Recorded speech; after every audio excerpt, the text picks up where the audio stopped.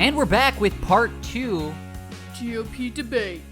The GOP, the first Republican debate, with 8 of our candidates that are 8 out of 9 that are struggling, absolutely struggling to fight against the Donald Trump. Will we find a new king? I don't know. I sure hope so. Yeah. So, what did you, first of all, well, we have new drinks, I will say. What are you drinking? Okay, so I needed something a little bit stronger. I have switched over to Appalachian dark chocolate coffee sipping cream. Coffee, chocolate, cream, moonshine. Wow, get it. That is a bunch of stuff that I have no intention of tasting. We're going to say it's fine. We're going to go for it. What are you drinking? What was that laugh? Okay. I am drinking a Yingling. We're going Backstreet Back tonight. Boom! Oh. That wasn't near the mic. I hope it was as good for you as it was for me. Before we start the show, make sure that you go right now and follow on Instagram, Twitter, and Facebook at Strive Nation Pod for all the coolest content on the internet. And for you visual people, head over to YouTube and smash the subscribe button and like every video to show that you care. Ah, yes, indeed. Okay, first of all, what are your thoughts on the first debate? Like what are your general thoughts? I really enjoyed it. I know we all get really exhausted from election season, and in 9 months from now, I probably will be sick of election season. However, it got me so freaking hyped for next year's election. Yeah? Like, why? Why is that? Just because there was really good conversations. There's nothing like an election year. You know, you got people bickering with each other. You got people calling each other names. And then you've got like really good intellectual conversations. I love the early debates. There's so many people. It's so chaotic. It's so petty.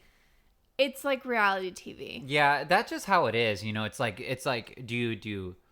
you going to speak well of your candidates, or are you going to smear them? You know, it's one of those things. With like, what's your strategy going in? Because it's all strategy. You know, these people like behind doors are probably like, oh, you know, hey, we're buddy, you know. Well, whatever. In these early ones, not everyone is super polished yet, right? This is their first debate. This is their first time setting themselves out there as a presidential candidate. And so it's a little raw. And it's funny. Yeah, and it's nice to watch them all get their bearings. Yeah. Later on, everyone will be polished and like perfectly articulate. But like the early debates are the fun ones because no one's figured out their footing yet. Yeah, and no one knows how they're gonna take each other too, because like you might have to adapt to someone else's campaign, how they're smearing you. So you may have to like change up your tact. And especially when they start doing like one-on-ones and things, it'll change dramatically. So yeah, it was pretty cool. I liked seeing all these people, the people that we know, kind of like, you know, duel it off versus one another. Yeah. You know, 8 people on a stage was a lot as well. Like that was a lot.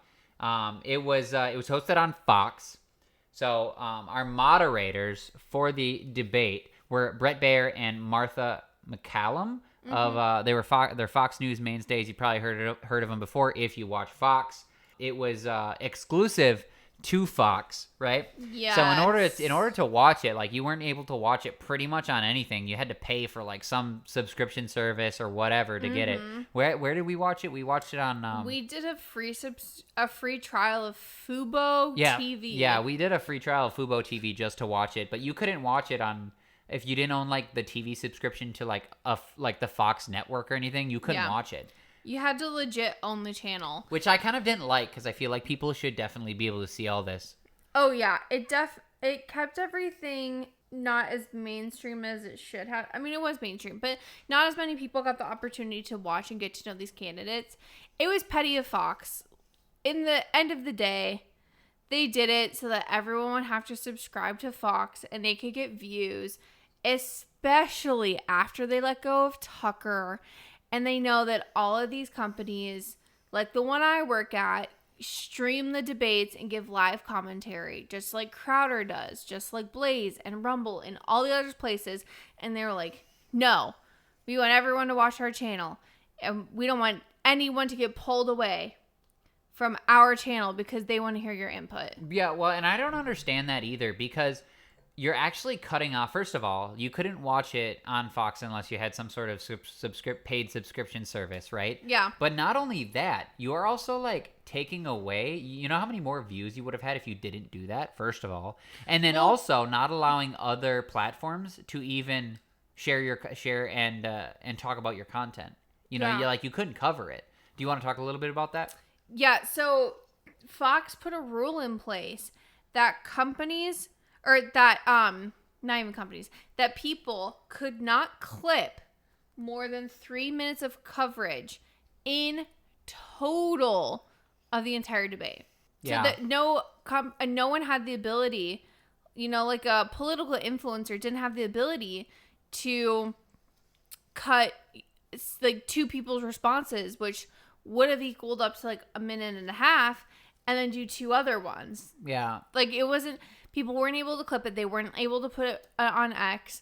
People weren't able to put it on their own shows, their own podcasts, because of this stupid rule. And again, it was just Fox wanting to be a money grab. Yeah, which also doesn't make sense, because I think they would have gotten more money because of the more eyeballs from everyone else doing all this stuff. Like, it would have highlighted towards... It would have highlighted that it was on Fox News, but everyone definitely would have watched elsewhere. Yeah, but... Like, yeah. Fox got more views. I mean, no, but they siloed it. Right, but what I'm saying... Well, yeah, right. Even then, I don't think they got a whole lot of views. I think how many views did they ended up getting? It was like... What was it, like 2 to 3 million only? That was it? I thought it was... Or maybe it was 5. It wasn't much. It was like 2 to 5 million or something. Even 5. But it wasn't a whole lot. I mean, you expect something like that. Network television is not getting the views that it used to. No. But the thing went on for like 3 hours. First of all, who's gonna tune in for, that long? I mean, we did. Yeah, but we're fanatics. also like politically inclined. Yeah, we like politics. Right. So the normal Joe Schmo is gonna click in for 30 minutes, get bored, and then click out. Right. Exactly. And the other thing is, like, Tucker Carlson and Donald Trump actually have a pre-taped interview on X that like literally prefaced the debate. Literally. It went was live 45 at the minutes. exact same time. So it made everyone decide, am I going to watch the debate or am I going to watch this Trump interview? Right. And Trump obviously didn't, for those of you who don't know, Trump did not even go to the debate. No.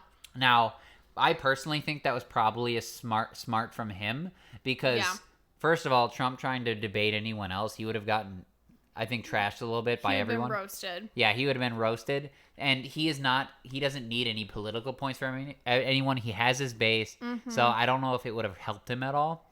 Now, I don't think so. Now later, I think he has to debate, especially when you have your main guy. If he doesn't debate someone who pulls out front of all the others, if he doesn't debate that person, that will look really bad on him. He said he's not going to debate at all. I know.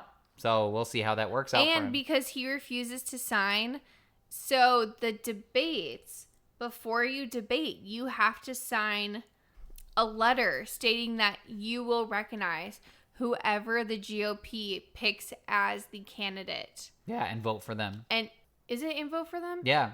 Oh. It's basically acknowledging that you're going to vote for the whoever is chosen. Yeah. And Trump said he refuses to sign it. Yeah. So he says he's not going to debate and he refuses to sign that. So, I mean, I don't want this whole podcast to be about Trump because he wasn't even there.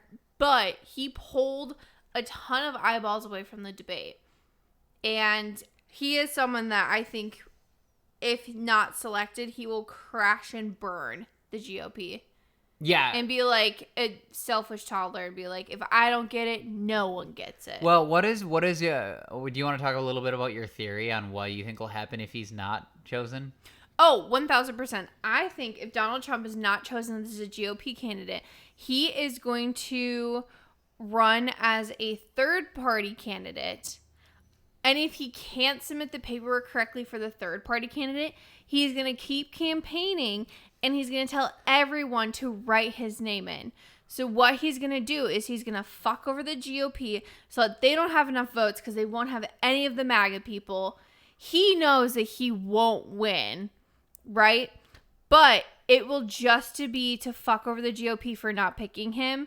And then the Democrats will have another 4 years in the office. He's self-destructive. Yeah. Well, and you think about it, he technically could do this forever if he wanted to. Yeah, because you can keep running until you've served 2 terms and then you're done. So you could run, he could be running every 4 years and divide the vote. You could literally, if you're a conservative, you could sort of be screwed until the guy serves 2 terms, technically. Or something else happens. As in, like, he's unalive. Well, okay, that's dark. I mean, I will say he's going to be, what, 82? Well, unless he dies. When he becomes unless he president? gets too old to, That's what I'm saying. Yeah, I mean, there is that. But, like, he'll keep running until he can't. But it's not until he can't. He'll keep running until he dies. Yeah, So. I mean, we'll see what happens. Either way, like, obviously, he's not going to get the independents. He's grabbing the MAGA Trump crowd. And that's it. Yeah, the GOP, the actual, like, conservatives, the Republicans, they're kind of split on everything right now. If we have any hope of winning, a national election, you're going to have to rally behind someone, and I don't think it can be Trump. His interview is really popular. Apparently on X, or formerly Twitter, it had the actual interview had achieved over 200 million views. Now, that is the metrics on that are skewed. So don't be going, 200 million people watched it. No, that is anything Clicked 2 to 3 on. seconds worth of scrolling over that video counts as a view. Oh. And not only that, but you could have technically counted yourself as multiple views if you had reloaded the video. So let's say you left the app and you came back, that would count as another view. So realistically, it could be only 1 to 2 million people watch that. I would say, yeah, I definitely did that at least 5 times. Yeah, that's what a lot of people were saying is like, I had to reload it because the video died or something. Yeah, or I got busy, I had to come back to it. I had to come back to it. Yeah, so I definitely watched it. I thought it was okay. It's just traditional Donald Trump, a lot of, I would never say that, but a lot of people say that, It was nothing special. Yeah, I'm fantastic. So let's talk about the actual candidates that joined. Yes. Okay, so we had 8 of them. You had Ron DeSantis, Nikki Haley, Mike Pence, Vivek Ramaswamy, Asa Hutchinson, Doug Burgum, Tim Scott, and Christie. Yes. Okay? It's actually not a bad crowd. There's a couple of people in there who just sang their name. I almost fell asleep over here. But it was a pretty good debate. I enjoyed it. It was lively. It was. And a lot of the candidates tried to break out, in their kind of own lane. They tried to capture, some parts of maybe a demographic that they were going after, or they had aimed. Yeah. Let's talk a little bit about what should we do first? Should we do some of the get the no names out of there first? Let's get the no names out because let's be honest, they didn't say much anyways. Right. And I'm gonna clip for you guys some of each of the candidates' best moments of the debate. Okay, I would start with Doug Burgum. Okay.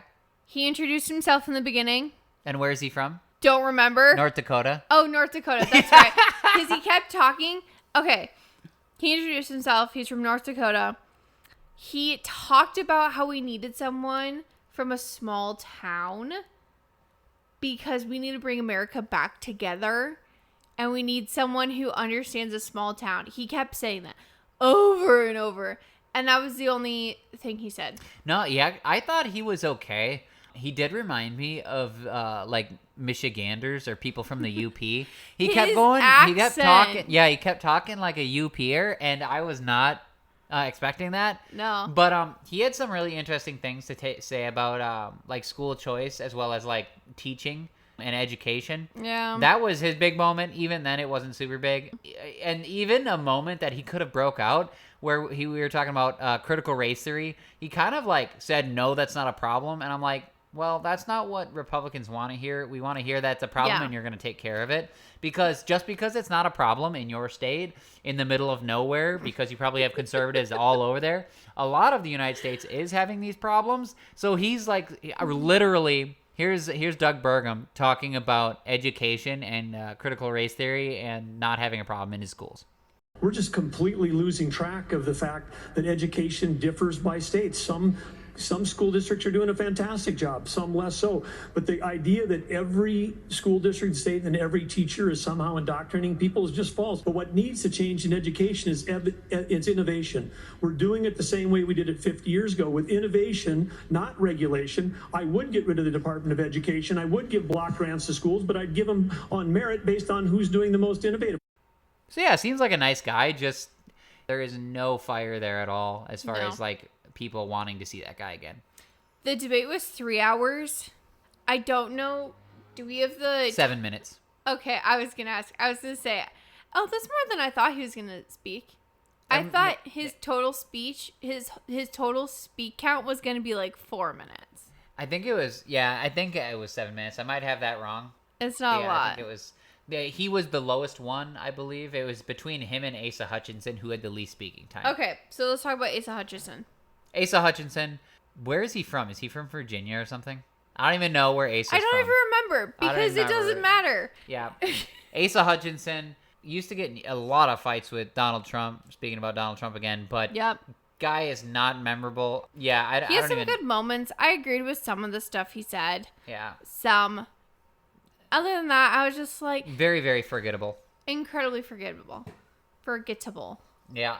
So I think he's pretty much a done deal. I don't even know. Some of these people, I don't even know why they're really running. I know a lot of it. It's like posturing for better positions. That's what a lot of it is. Secretary of State. Yeah, it's always, board members. running for, oh, I ran for president. Now I can run for governor. Now I can run for whatever, right? Yeah. Senate, blah, blah, blah. So, but yeah, Asa Hutchinson, he can pretty much fall off. I don't think anyone's interested. Plus, Doug Burgum and Asa Hutchinson are currently polling around less than 1%. Oh, that's good. So, well, didn't Asa not have enough signatures, so he was paying college kids $1 to get their families to sign up? Yeah, I believe it was Asa Hutchinson doing that. So yeah, in order to get into the debate, you actually had to have 40,000 individual donors who donated at least $1 or more. So I think it was Asa who went around to colleges and was paying using his high volume donor money to pay off college students to sign up their family members. Yeah. So for every family member that they would sign up, he would give a certain amount, about $20 a family member or something. So he's using his donors' money, like the few donors he had, to expand that base and get at least 40,000 so he could be in the debate. Yeah. That kind of screams out to you. I'm like, you're almost don't got a chance. You're almost paying for like some sort of like attention at this point to get yourself on the national stage to achieve some sort of. That's exactly what he was doing. Yeah, because there's no way you're going to win. I mean, if you're any of these people, you got to realize, like, what's in it for you. Like, what's your actual goal? Now, there's some people on the stage here that, like, yes, people, you have enough of a following, or people, you just got to beat out Donald Trump, which is, I guess, all their aim first, you know? But what else do you have for Asa? Nothing. Nothing? Nada? Nothing. Yeah, I also found him irritating. Like, some of these people I may not necessarily agree with or whatever on a lot of their points. Yeah, he rubbed me the wrong way. But he's irritating. Like, Doug Burgum, I thought, I was like, nice guy, small town guy, I could see in my hometown as a plumber or something. But, what? But, Asa Hutchinson, just irritating. So, no interest there. Who do you want to talk about next? Okay, if we're going in order, I'm going to say Pence next. What? Really? Pence actually did well. His poll numbers went up. Really? Yeah. Really? Yeah, I think so. Okay. This is based on my opinions. We're talking about Pence next. Yep. Okay, so let's talk about Pence. What do you got? Okay. Pence, does he say things I like? Yes, obviously. Did he keep bringing up that he was the most qualified person because he was the VP at one point? Yes, and it was incredibly annoying. All he kept doing was dogging on everyone for not having the experience, and he has so much experience because he was in the Oval Office. He made those negotiations. He has the most experience than anyone else. It's just the natural progression that he becomes president. I hated that. Yeah, I mean... You're riding on Trump's coattails. You're like... Ugh! I don't like it. I don't like you just being like, I was a VP, make me president. He's fine, but like it's just like, especially him, he's the most. He's so dry. Yeah, it's just it was like everything around Pence was the most religious out of everyone. I'm a Christian, and it's all about Christianity, and we got to bring Christianity back. Yep. He was really big on saving Ukraine. Like, he wants us to keep giving more money and fight and provide Ukraine more funding. He does. Okay. And part of that is because him and his wife went over there and saw a lot of the stuff, so I think he kind of got pushed a little bit that way. Yeah. Yeah. So I think he's probably genuine there in believing that. But the other thing was, like, even the subject matter brought up by Brett Baer was talking about, so who agreed that Mike Pence did not have any control over turning over the election? Like there was an entire topic on that. So, like, the other candidates had like, look at Pence and be like, I think you did the right thing, or I did. It was like, why are we talking about this stupid thing? Because, like, of course, Trump's not even there, and we got to talk about Trump at least a little bit. But, so, yeah, it was like one of the topics is talking about Mike Pence on whether he was innocent or guilty on turning over the election. Okay, so I guess, like, depending on who you talk to, as far as lawyers go, like, Donald Trump will say, we talked to some people who said he could turn it back to the states if it was fraudulent, and then there's some people who don't. I don't think he could have done anything. There's nothing. I don't think so either. Like, I don't personally think he could have done anything. And even if you could, what do you expect the guy to do? Like, redo the whole election? Like have people re-vote? And even if you were to do that, what do you think you're gonna have the same outcome probably, you know? Yeah, most likely. Like, if they cheated once, they're gonna cheat again if you believe that. Exactly. So you feel like it was stolen, they'll just steal it again. Yeah, they'll steal it again. So that's yeah. And also on a revote, like, technically next year will be a revote if Donald Trump gets in. Do you think on a revote more people are going to vote for you, or are they going to vote for someone different? Like, I don't think they're going to. Right, that's what I would think too. Yeah. It's like your odds do not get better with every vote. Yeah. I don't think. Oh, agreed. If you didn't get through the first time, or you didn't do well the first time. You're not getting through the second time. You're not getting through the second time. Like, you're not. They'll take a nobody over you. So, except for the always Trump MAGA people. You know, those people are insane. Yeah. So, okay. So, yeah, but here's a clip also of Vivek and Pence going at it about seniority versus too green. Here's a cool clip. For me, it's pretty simple. That's something a U.S. president can do with focus, and I'll deliver on it. Well, let me explain it to you. Vivek, if I can. I'll go slower this time. Now is not the time for on-the-job training. We don't need to bring in a rookie. We don't need to bring in people without experience. Listen, now that everybody's gotten their memorized, pre-prepared slogans out of the way, we can actually have a real discussion now. The reality and the fact of the matter is... Was that one of yours? Not really, Mike, actually. We're just going to have some fun tonight. And the reality is, you have a bunch of people, professional politicians, super PAC puppets, following slogans handed over to them by their 400-page super PACs. Yeah, Vivek came back and swung a little bit, too, with all this stuff. It was funny. It was good. Yeah, but so, I don't know. I thought Mike Pence was okay, but I'm not a huge Mike Pence guy. No. I also... He seems too political to me. Like, he's too much of a politician for me. I hear that in his voice. Career politician. Talks. Yeah, and I don't like that. Same. All right, on to the next. Christie. I like Christie. I'm sorry the people who don't, the always Trumper clan. Like, I'm sorry, but I like Christie because he said true things about Trump. That's why. I know Christie is just here to blow shit up. I know that. But then he's a fantastic debater, and he speaks, and I agree with things he says. And I know he's there just to stir the pot. He's just there to incite each other, the people to go at it with each other. He is the middle girl of telephone in middle school that changes what it is, so it sounds like it's something nasty about you. Like, he's just there to stir up drama. He's a drama queen. But I like what he says. I do too. I like it despite it was like something like who would vote for Trump. It was basically like no, if Trump was allowed to be on the ticket, who would vote for him? Mm-hmm. And he was like the last person. First of all, Vivek instantly raised his hand like an excited school kid, which is kind of weird. I was like, what are you trying to get points or something? Kind of. Yeah. I was like, what the hell was that? And then Christie is the one who wouldn't raise his hand. Even Ron DeSantis is slowly raising it. Like, I don't know, like, look around the room, who's doing it? you hear the thing that regardless of what other people say, I know optics is everything, and you're like trying to like not alienate certain groups, but at the same time, like you gotta stand up. That's why I appreciate Christie. Yeah. It's because he's like he doesn't give a fuck about what you think. He's gonna say what he wants. Yeah. Even if you disagree. Fuck Trump. I disagree with him. The guy's a piece of shit. And why should we vote someone who's got four indictments against him? I feel the same way. I don't think we should vote. Yeah. I agree. I'm like, I agree. Why are we voting? He's like, this should not be the norm 100%. Agreed. 100%. But he was like, it's like, oh, don't alienate people. He's like, fuck it. I'm going to alienate everyone. Except the Never Trump crowd are like always, like, they're hard on Christie. And here's the thing. I'm pretty sure Chris Christie's polls got a little bit better after it. Because he's enjoyable to watch. I think he's interesting. I like listening to him. Yeah. I wouldn't want him as president. He's not there to be president. No, but I like watching the guy. He's there to stir shit up and be right? and continue to be relevant. Yeah, I want to see him light shit on fire. Like, yeah, that's I want him. One of my coworkers said that he's the one that walks in with the suicide vest on. Yeah, that was so funny. I was like, wow, truer words have never been said. And he's the one who opens his vest and goes, "Is Trump here?" They go, "No," and he goes, "Shit," and then walks back out.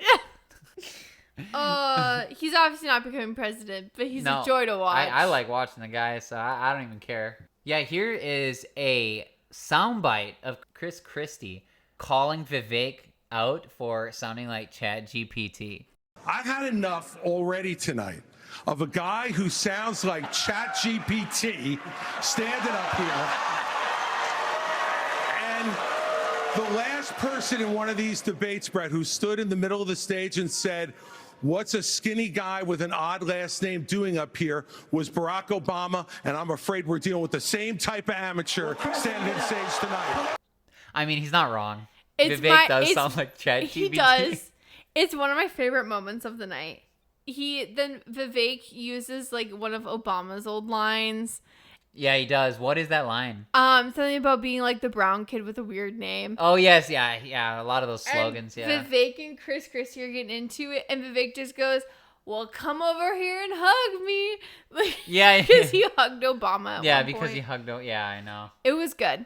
It was he was a joy to watch. Yeah, it was fun. I think Vivek was having a lot of fun. Do you want to talk about him? Let's get Nikki Haley out of the way. Okay, go for it. Nikki Haley, she was there. She spoke. She inserted herself. She came off as a bitch. I thought her and Vivek were going to poke each other's eyes out at one point. Yeah, they were definitely arguing over the top of one another.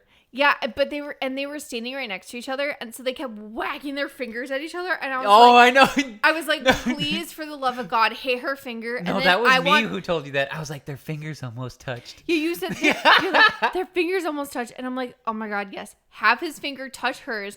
The CNN headline tomorrow will be Vivek beats women, and it'll be like Nikki Haley or something. I wanted it to be like the Michelangelo photo. The creation. Yeah, the creation, you know?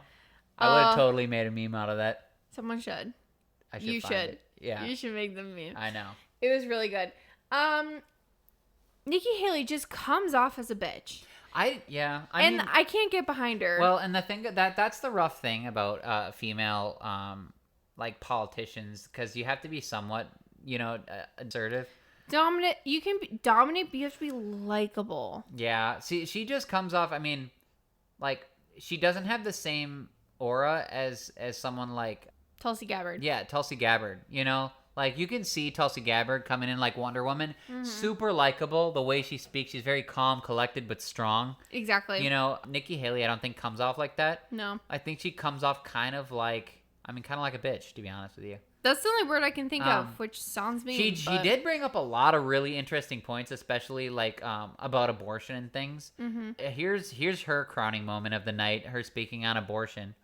When it comes to a federal ban, let's be honest with the American people and say it will take 60 Senate votes. It will take a majority of the House. So in order to do that, let's find consensus. Can't we all agree that we should ban late-term abortions?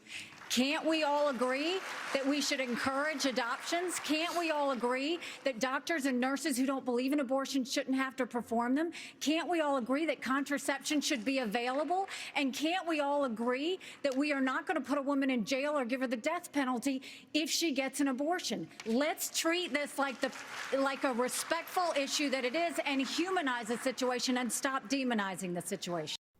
Yeah, so I think she has a point that I think leaving it up to the states is like a lot of these only correct way to do it. Kind of, because first of all, like we're preaching locality with government. Like that's the best, is when you have your overall your nation government is very limited on what they do, and then you have a little bit more within local, because then if you don't like it, you can move, right? Exactly. I just think that's the best way to do it, because it's such a touchy subject, especially with all these states coming out with heartbeat bills and stuff. Is like you're gonna have a lot of people, especially women, that, you know, the earlier push, it's gonna be hard to get that. And what's the real, like, how realistic is it that you're able to completely ban something? It's not very realistic at all. And she was talking about the Senate and how, what is it? You needed certain many votes, and it wasn't even close to be able to push these national abortion ban. You would have to have, like, what is it? It's like 66% or whatever. It's 67%. It's high. Yeah, and it wasn't even close. Like, you don't even have, I think it's 20% of what you would need. Well, because most conservatives, especially conservatives that are more middle of the road, they want limited government. They see the benefits of limited government, so they're not going to push bans on things. Yeah. So I don't know, but she's all right. Like, she does have a following. She is a woman. Yeah. She does speak to a lot of the issues and is not afraid of going toe to toe with these other candidates. So she does have a following. But yeah, I'm not a huge Nikki Haley person. Me either. I thought at the beginning I was like, oh, maybe, and then as she talks, I'm like, no. The more she talked, I was like, okay, I'm so uninterested. Yeah. Yeah, she got into it with Vivek, though. Yeah, like, they were funny. Yeah, it was funny.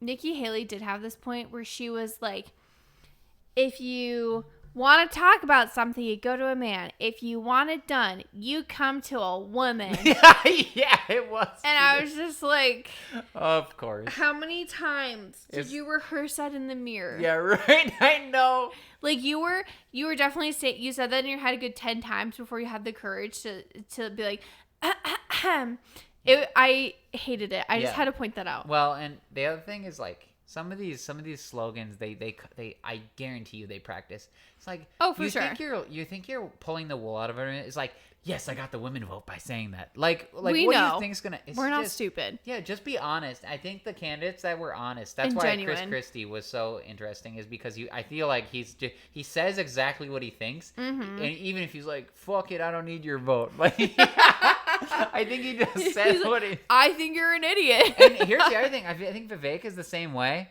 Vivek's just talking. Yeah. Now, okay, so before we get to Vivek, because we have Vivek, Ron DeSantis, and Tim Scott left. Let's get to Tim Scott. I completely forgot about Tim Scott. I am well aware that you have. So Tim Scott is basically nobody. I think he's super likable. He's incredibly likable. I like the dude. Like, if he was my mayor, I'd be like, okay, yeah. My governor, I'd be okay. Tim Scott, get it, boy. You know, whatever. I just don't think he has any staying power. I don't think. Oh, definitely. As far as personality goes, I don't think he's got what it takes to fight the media and the entertainment, the complex. I don't think he's got what it has. Well, like, to actually fight them. I think you need to be spicy. To give a great example, his name was in front of my face, and he was so unmemorable that I forgot him completely. Yeah, I mean, I don't even think I have a soundbite for him. No, because he didn't say anything that was profound. He said things that I liked, but it's I like generic him. Kind of. I like him as a governor. Republican, yeah. I like him as a mayor. I don't like him for anything else. I think he would probably be good as a VP. To be honest with you. You think so? Yeah, because the VP doesn't have to do anything. The VP has to stand there and kind of say nice things and be likable. That's it. VP does not do anything. He is likable. I think if you had He's got Tim that Scott Obama air about him. Yeah, I think, and he speaks well. I think he's if you articulate. I think he's a great person to be a VP, just not a president. Yeah. I was thinking of, Department of Transportation head or something. How they have what's his face right now. I can't think of anyone other than Pete Buttigieg anymore. So they got Pete Booty Juice right now. Yeah. I think Tim Scott would be great in that position. Nah, the only thing I can remember about some of what Tim Scott said is how they asked I think Brett Baer asked him a question and he didn't even answer it. He started talking about something. It was like question about religion or something. It was the last question of the debate. And he just completely disregarded it because he wanted to go back and talk about schools. Something else. Yeah, schools. Yeah. Bro, answer the question. Yeah. So that's the only thing I can remember about him. Okay. Vivek. Let's do Vivek and leave Daddy Desantis for last. Yes. Okay. So Vivek, what do you think? He threw punches. He was very splashy. People know his name now. I enjoy things that Vivek says. I enjoy his banter with other people. I think that Vivek is gunning for the shiny, younger, better looking version of Donald Trump. He's trying to get those Trump voters. He's all about getting the MAGAs. That's my opinion. Okay. I think he picked fights with everyone, and because he's young, everyone was picking fights with him. It's too easy. The problem I have with Vivek is that he says stuff. I don't know that he says stuff that he's honest about stuff, but he changes his mind a lot. He does on what he likes or thinks. He changes it like within the last 6 months. The dude has changed he's flip flopped on topics, and I think he actually believes at the time when he says them. That's the other thing. Yeah. But the guy needs to figure out what he believes in, because people aren't going to vote you in if you change your mind like that. Yeah, because when you keep changing your mind like that, people assume it's because you're young and you don't know what you're talking about, which really discredits you. Yeah, that's why I think because the way he conducted himself, like, I think he's too young. I don't think he can. I think his flip-flopping, and that's what's really bad is because he's really intelligent and he says a lot of things that are like, yes, exactly. But then he goes on somewhere else and says it differently and you're like, and it's like days apart. Yeah, it's not. Yeah, that's the only thing. I think the guy needs to solidify what he believes or at least the way he articulates it to the American public. He needs to be a senator first, and then take another stab at this again. I think so too. Yeah, I think he needs this because he is not a politician. So I think he needs to be in the political realm for a little while.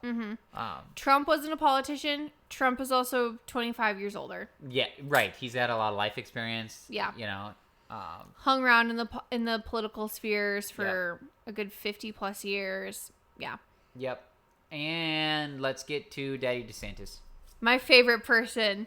Ron DeSantis. I love DeSantis. Ron DeSanctimonious. Know this. I love DeSantis. Yeah, I'm gonna be honest with you. He looked a little scared at points, especially at the beginning. Oh, he was uncomfortable. Yeah, he was not as comfy as everyone else sitting up there, and I think I liked that. I think I really enjoy the fact that he is this governor of the great state of Florida who is just really passionate about passing amazing bills for the people that he cares about, and that he's not up there for all like the glitz and glam and to have a bunch of attention. Yeah, the more I watch Ron DeSantis, the more I like him. The fact that he was uncomfortable made him real. Yeah, he didn't look like a political puppet. He didn't know. I don't think he felt uncomfortable because it's his first debate, and I don't think he knew what he was doing. He did everything he said. He looked very uncomfortable and kind of. He knew what he was supposed to say, but I don't think he knew the cadence of how he's supposed to say it. And so, like, what he said was good. Like, a lot of the things you're like, okay, I've heard that before. And I'm like, just loosen up a little bit. Just loosen up. Like, say what you mean, but just be yourself and show a little bit of your personality, because people are gonna have to see your personality. Yeah. If you're gonna claim some votes. And he has such an amazing personality. Like, when he's in Florida and he lets down his walls. He's such like a great like leader you're attracted to. Yeah. Here's a couple sound bites from Ron DeSantis. This decline is not inevitable. It's a choice. We need to send Joe Biden back to his basement and reverse American decline. So yeah, I think he had the strongest night out of everyone. If you had to rank order all 8 candidates, how would you do it? Okay. I'd go DeSantis, Vivek, Haley, Tim Scott, Christie, Pence. No, honestly, I might put Pence after Asa. Asa, Pence, Doug. Wow, that's very different from mine. Really? Okay, Yeah. what's yours? So I would go Ron DeSantis, Vivek, Mike Pence. Okay. It's a toss-up between Nikki Haley and Christie, but I think Nikki Haley, then Christie, and then Tim Scott, and then Doug Burgum, and then Asa Hutchinson. You put Asa at the end? Yeah, he was horrible. Yeah, he was absolute uselessness. Yeah, a little bit different. Interesting. A little bit different. Yeah. What did the polls say? Oh, I'm curious. So we have a little bit of information on polling data after and who gained and lost support. So DeSantis, okay, so the numbers we're about to give you, okay, are the share of likely Republican primary voters who watched the debate who are considering voting for each candidate after the debate compared with before, okay? DeSantis was at 63% of likely Republican primary voters. That increased to 67%. So he gained some ground. Nice. Trump actually lost some because he wasn't there. He wasn't there. Okay. And this is of people. The thing is this is of people who actually watched the actual debate. So obviously people are watching it. They're not. They knew Trump wasn't going to be there anyway. So after watching the debate, they're probably more likely to vote for these other candidates, right? Trump went from 66% pre-debate to 61%, so he lost 5% market share, okay? Nikki Haley... Oh, she jumped. She jumped huge. She was the largest jump out of any candidate. She went from 30% to almost 47%, which is large. Vivek went from 41% to 46%, so he increased by about 5%. Tim Scott, despite, not saying a lot, maybe not coming out the gate with anything real strong, increased 2%, 41 to 43. Okay. And Pence went from 21 to 23, so he has pretty low. He's pretty low. Christie went up 4% from 18% to 22.